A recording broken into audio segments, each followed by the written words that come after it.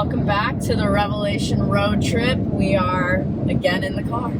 Yeah, and headed home after what has been a really interesting couple of days. Yes, very interesting. What'd you think? It was a lot jam-packed into a few days, but I think that it strengthened my willingness and wanting to get into and help this story as much as possible.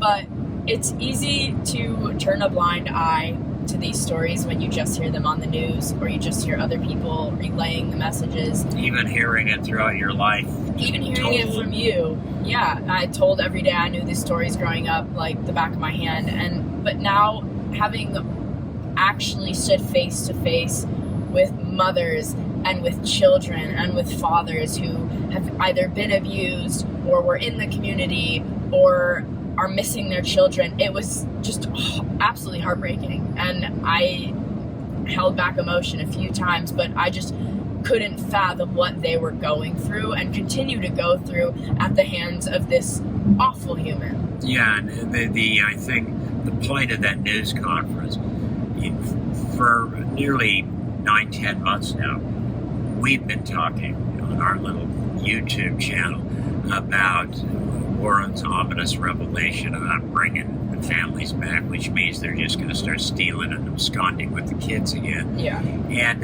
that seemed to trigger a series of stories, as we pointed out, where parents are coming up missing kids. They can't find them. They're gone. They're kidnapped. They're run away. And we felt like it was important to, early on, sensing that there were dots to be connected. We spoke to Dan and Maxine, and they were the first, I think that was the first documented case, a reported case following the revelation. We said, spoke with Dan and Maxine at length about their daughter going missing, after they were kicked out and then came back and tried to get their kids. And it's a disaster. Yeah. And they're just people whose lives have been torn apart by Warren. But, it would seem like an individual case. It did seem like an individual case, but to say that someone's life was torn apart by Warren is completely valid. But just hear that, it's like, okay, yeah, this man did something bad, but, he's behind bars, it's okay now. But it's not okay now. He has people doing his dirty work outside of prison now. And he has his right-hand man, doing all of these things outside of prison under his order. Right. And when you come face to face with kids and families and listening to those kids just talk about their experiences of being trafficked and abused and having food and water withheld from them, forced to work for food and just living in squalid conditions. Just seeing and this that is hurt and that trouble, but seeing that pain that was caused and inflicted on those people because of Warren, Jeff's you can't just let this man get away and continue to get away. He continues to be a criminal from behind bars. Poisons lives. And he's locked up and continues to do it. And these are people who would die for this man. That's the irony. It's his most faithful followers. And he just fucks them up. Yeah, that are most victimized by this guy. But, these kids are being abused. They're not just being kidnapped back into, a church, a community that's going to take care of them. These kids are being sexually abused. These kids are being overworked. They are not safe. They get kidnapped. They get thrown back into this cult, and they're worked, and they're abused. It's not okay, and they need to get out now, and people need to be paying attention. And I guess that really was the message. The attorney, Mr. who spoke, it has sort of been at the forefront of a number of the legal challenges to Jeff's over the years. He's a good man. Talking about they put together these people because like us, they don't think these are random cases. Yeah.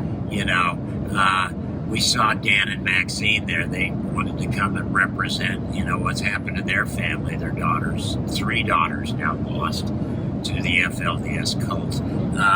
And then, of course, we saw our old friend Elizabeth Roundy, and that was terrific to get to talk. She drove all the way from Idaho. It's a long way to southern Utah. Her daughter, Alintra, we did a story on, and she is still currently missing. it was very powerful, and I think the point of that news conference was to sort of show the world that this is not one-off story, one disappearing child. This is an underground human sex trafficking ring that needs to be stopped. And there was, they were saying there were 8 families represented. I believe that number is probably significantly higher. But the bottom line is, following whenever these guys are in the headline, everybody sort of thinks it's over. It's just totally not over. This latest chapter is one of the most disturbing because kids are vanishing. I mean, you sort of knew where they were in Colorado City or, back in the old days. You knew what was going on, and now it's completely closed behind closed doors. They're scattered into these safe houses. And the message of that news conference was that they threw it out to law enforcement, understand that this is now the sort of MO of Warren and his cult. And children are the currency, and they're getting exchanged all over the place now. It's children, but it's specifically young girls. Well, primarily. They are the prime, creme de la creme in that community. But we also heard from some of the young boys are abused, yes. Black family, and they, the deprivation, the overwork, the just squalid condition, that goes for boys and girls. Terrible. And boys are sexually abused. Yeah. Warren, the people is faithful will never believe this, but Warren was molesting little boys way back when he was running the Alta Academy. And a few of those boys committed suicide. We were talking to some of these people. 3, I think, of his nephews. 3 of the 6 that he had sexually abused committed suicide.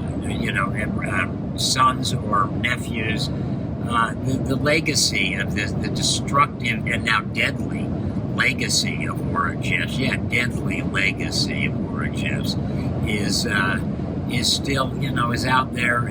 It's well documented in the past, and it seems pretty well documented as it is now laying out before us in the future. And he's behind bars, which is what's the most shocking. You said that this is probably one of the most gruesome chapters. The man's behind bars, and it's the most gruesome chapters. Yeah, why? It is a bad day, for people in the FLDS, and there's been a lot of bad days in the past. So people need to pay attention. Yeah, that's sort of what that trip was about, for us to go up and get reacquainted and touch base with some of our old friends. Yeah, you want to worry about fake pedophile rings in the political system? Let's worry about real pedophile rings that are actually happening right now in real time. Yeah, there you go. And that's the truth of it. But so you thought it was worthwhile trip? It was very worthwhile. Yeah, no, to know the story and to not do anything about it, I think is a crime. That's that's sort of I think the way it affects a lot of people when they hear it and really get to appreciate what's going on. It leaves you unable to sit still. Yeah. And to sit back. And it's also demoralizing because it's just like you'll put one person in prison, like you'll put Warren in prison, and that'll have a ripple effect that'll uncover a million other things that he's done and a million other people you should look into and a million other crimes. Then you'll put someone else in prison, and that'll ripple effect. And it's just like this constant, you put out one fire, and another fire starts up because of it. Yeah. And you're just putting out little fires, and that's just constantly what this battle is little fires that are all connected to this one heinous individual. And so when we get back, we got some work to do. We're gonna put together some of our interviews with Dan and Maxine Jessup and some of the things they said in the context of this press conference up in Cedar City, but also talking, we were able to get them aside, talk and see how they're doing. Yeah. And we were also able to talk to Elizabeth Roundview, and our audience knows we did a whole show with her about her missing daughter. So we got some stuff we're going to be dropping here. We're going to include all of try to lay down all of the news conference. Yeah. As much as we have, we're trying to put it out there because this story needs to be heard. And one of the moms came late and had a statement that was very powerful, and I think you may have been the only one that recorded that. So we want to make sure that we're going to give these people voice.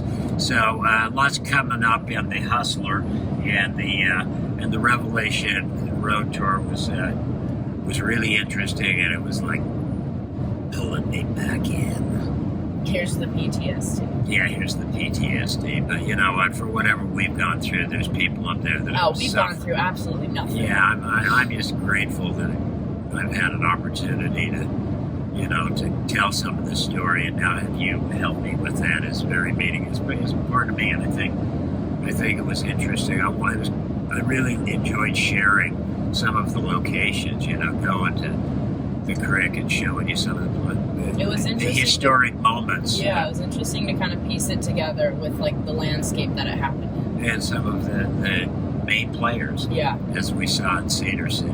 Yeah, that was very cool to meet all those inspiring women. All right, we're headed. We're just about to Kingman now, so we're almost home. Almost there. Back to the AZ. But check for, expect several new episodes of Story Hustler to be dropped soon. Story Hustlers are hustling. We're hustling, yeah, trying to. And it's because we do think, to the extent that we can help raise the attention level on this story, you know, that's sort of what we hope to accomplish. It's our end goal. All right, everybody. Keep sweet. Except for you, Warren. Go rot. All right. Good night, everybody. Sign up.